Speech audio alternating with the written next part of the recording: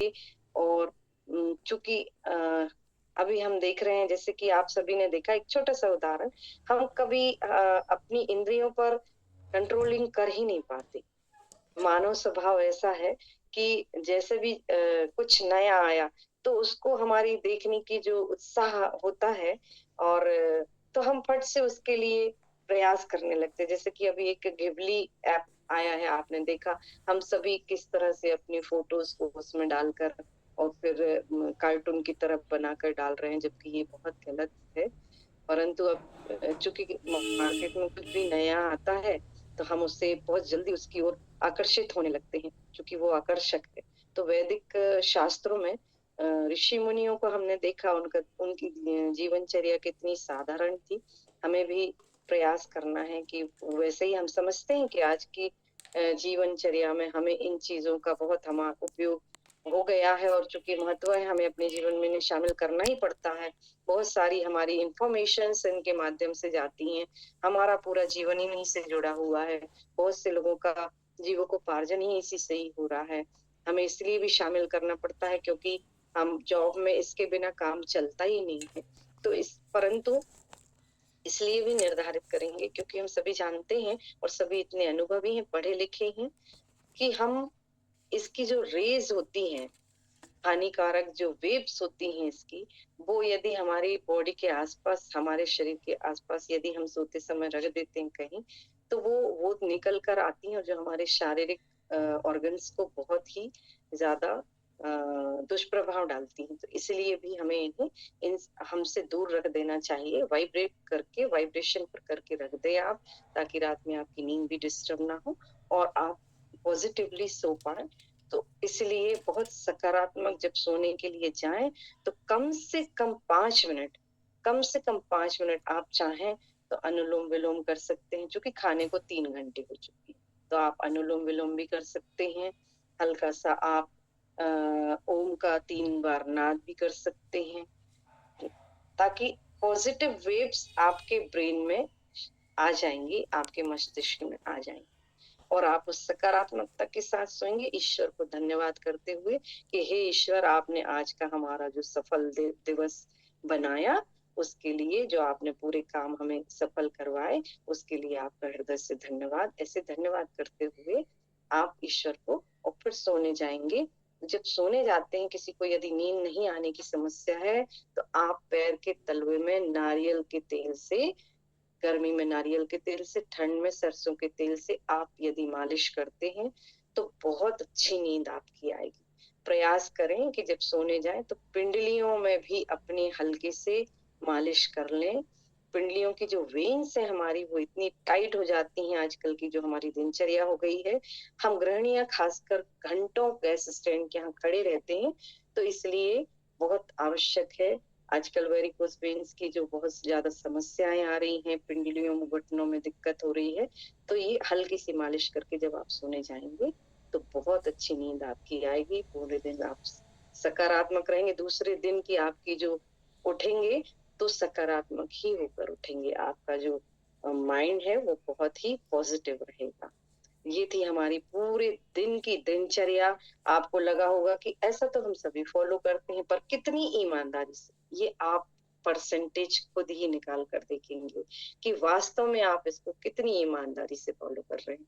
हम उठते बैठते सोते खाते तो हैं, लेकिन कैसा खा रहे हैं, कैसे चल रहे हैं, कितना समय हम किसको दे रहे हैं। परिवार को जरूर अपने समय दें, और कम से कम बच्चों के साथ कुछ समय निर्धारित करें, अपने घर के बच्चों के साथ बैठें, अपने परिवार के साथ बैठें, और सदैव सकारात्मक रहें। कुछ कुछ छोटी सी बातें, छोटी छोटी बातें जो कि मैं आपको बता रही हूँ कि हमें जीवन में, और हम चूंकि ये दिनचर्या इसलिए आवश्यक है कि हमारे लाइफ में, हमारे जीवन में बैलेंस, हमारी लाइफ का बैलेंस कैसे बना रहे, हम संतुलित जीवन कैसे जिए। इसलिए इन सभी छोटी छोटी बातों का हमें बहुत ध्यान रखना रहता है।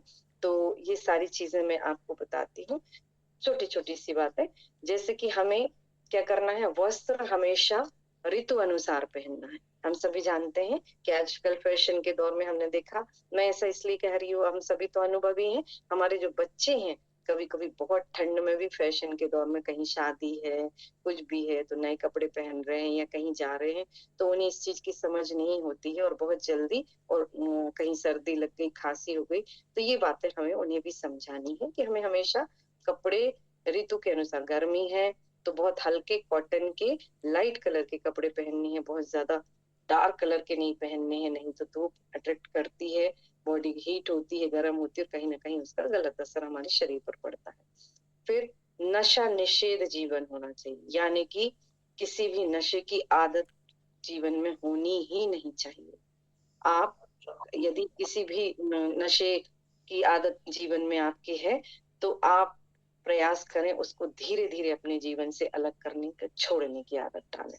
फिर उसके बाद चाय को तो बिल्कुल भी अपने जीवन से खत्म कर देना है।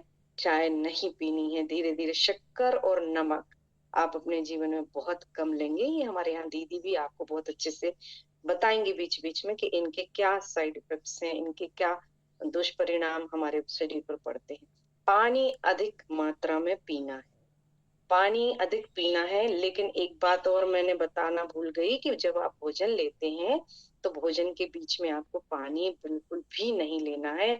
बहुत ज़्यादा आवश्यक है, तो 1-2 घूँट पानी आप पी सकते हैं। भोजन किसी को बहुत ज़्यादा लेने में दिक्कत है कि हाँ, नहीं अब गले में लग रहा है, तो फिर 1-2 घूँट पानी पी सकते हैं। बाकी हम सभी जानते हैं कि हमारे पेट में जठराग्नि जब हम यदि पानी बहुत ज़्यादा कहते हैं, यदि हम पानी जैसे चूल्हे पर खाना चढ़ा हुआ है और यदि हम उसमें चूल्हे की आग में 1 गिलास पानी को डेल दें, तो क्या होगा? गैस चूल्हा बंद हो जाएगा, अग्नि बंद हो जाएगी और खाना अधपका ही रह जाएगा। सेम इसी तरह ही उदाहरण को समझेंगे कि हमारे पेट में जो खाना पचने की प्रक्रिया होती है, यदि उस समय हमने पानी पी लिया, तो हमारे पेट का जो खाना है वो अधूरा ही पच पाता है, सड़ जाता है, जो कि हमारे शरीर में किसी न किसी रूप में आप देखते हो किसी को बहुत ज़्यादा गैस की प्रॉब्लम होती होगी, इसीलिए भी होती है। हम बीच-बीच में बहुत ज़्यादा पानी पीते हैं और आधा सा पेट फिर आपका पानी से ही भर जाता है, पेट फूल जाता है, तो इसलिए पानी का ध्यान रखेंगे।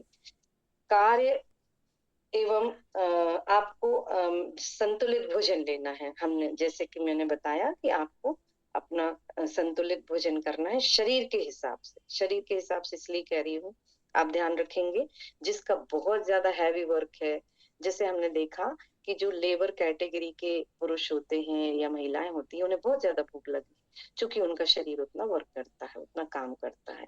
जो बहुत ज़्यादा बैठकर कंप्यूटर वर्क करते हैं या बैठने वाले काम करते हैं, उन्हें हल्का खाना लेना चाहिए क्योंकि ऑलरेडी उनकी बॉडी उतना काम नहीं कर रही है, ना चल फिर रही है, तो वो हल्का भोजन लेंगे। शारीरिक प्रकृति को ध्यान में रखकर भोजन, प्रकृति आपकी कैसी है, आप ध्यान रखेंगे, आपके शरीर की प्रकृति कैसी है। इसलिए कहा गया है, किसी-किसी का आप ध्यान देंगे, जैसे किसी को थायराइड है, भटे, भिंडी, खट्टा, तला भुना पदार्थ, आप ये तो सभी को ही नहीं खाना है, परंतु किसी-किसी को बिल्कुल ही सूट नहीं करता है, आपका शरीर फूल जाता है, तो इसलिए शरीर की प्रकृति के हिसाब से ध्यान। इंद्रियों का अत्यधिक प्रयोग निषेध रहा है, इंद्रियों का अत्यधिक प्रयोग आप समझ रहे होंगे कि आपको जैसे इंद्रियों का प्रयोग मतलब वही कि आप ज़्यादा चटपटा खाने की आदत है, तो अपने ऊपर कंट्रोल रखेंगे। इंद्रियों का एक प्रयोग ये भी कि आपको यदि ज़रूरत से ज़्यादा मोबाइल यूज़ करने की आदत है, तो उस पर भी आप कंट्रोलिंग रखेंगी। आपको कितना करना है, कितना चलाना है, ये भी ध्यान रखेंगे। फिर एसी में रहने से बचेंगे। एसी यानी कि आप सभी समझते हैं कि एयर कंडीशन अभी-अभी आ गया, नहीं पहले तो हम प्राकृतिक हवा में ही रहते थे। उसका भी पूर्ण ध्यान रखेंगे कि हम कम से कम उसमें रहें। जब बहुत ज़्यादा किसी को आवश्यकता है, तो बड़े-बड़े शहरों में इनकी आवश्यकता होती है। बाकी जहाँ तक हम अभी जो छोटे शहरों में रहते हैं उन्हें कहीं इनकी आवश्यकता नहीं होती। हमें नेचुरली हवा बहुत मिलती है, प्राकृतिक हवा। अनुशासित जीवन और आध्यात्मिक जीवन जीने की आदत डालें। जीवन में डिसिप्लिन यानी कि नियम धारणा ज़रूर बनाएँ। चाहे तो एक डायरी मेंटेन कर लें, एक आप चार्ट बना के अपनी लाइफ़ का आपके घर की वॉल पर लगा सकते हैं, उससे भी आपका जीवन बहुत अच्छा आध्यात्मिक जीवन यानी कि मेडिटेशन को अपने जीवन में ज़रूर शामिल करें। मेडिटेशन करने से आपका ब्रेन बहुत पॉज़िटिव होता है और सभी जो भी आपके टेंशन लाइफ़ में होते हैं, वो सभी धीरे-धीरे खत्म होते जाते हैं। भरपूर नींद लेना है, यानी कि नींद बहुत अच्छी लेना है आपको। जिस यदि नींद अच्छी लेंगे तो आपकी पूरे दिन की दिनचर्या उसी पर निर्भर करती है।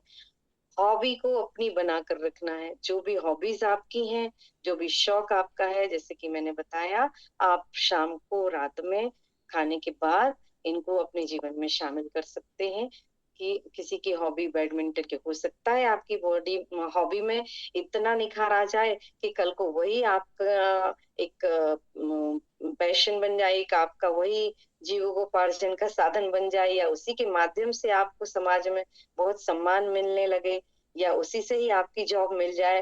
हो सकता है आप यदि बहुत अच्छी डायरी मेंटेन करते हैं, लेख लिखते हैं, तो आपकी लेखन पेपर में आने लगे। ये सारी चीज़ें आप निखारेंगे। फिर वॉक करने की आदत सुबह-शाम की प्रतिदिन डालें।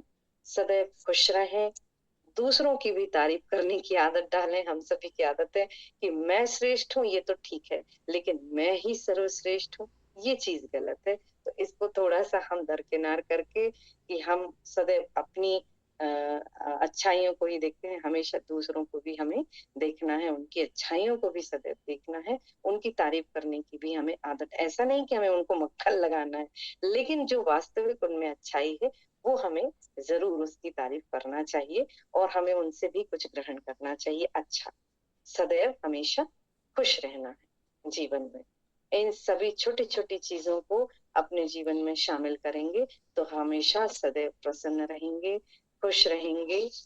इसी के साथ आप सभी को आज के दिन की बहुत-बहुत ढेर सारी शुभकामनाएँ। आप सभी जिस भी रास्ते पर चल पड़े हैं, आपको ईश्वर ने इतने अच्छे एक कार्यक्रम के लिए चुना है। आप सभी नए योग शिक्षक बनने जा रहे हैं, इसके लिए आप सभी को बहुत-बहुत शुभकामनाएँ, बहुत-बहुत धन्यवाद। एक गीत के माध्यम से समापन करूँगी, तो एक गीत आपको सुन